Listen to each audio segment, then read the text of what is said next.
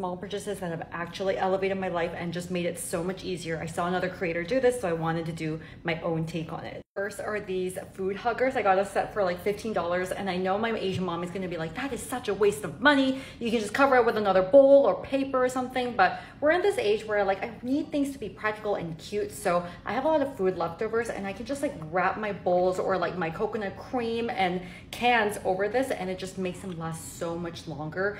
And going off of that, I drink a lot of tea, but I don't want to like have it like lying around, because my friend mentioned like you're gonna accumulate all the dust in your drinks. So I also have this. You can also put a food hugger over it, but you also have this like cute little thingy that you can put over your glass so that you can maintain the freshness of it, I guess.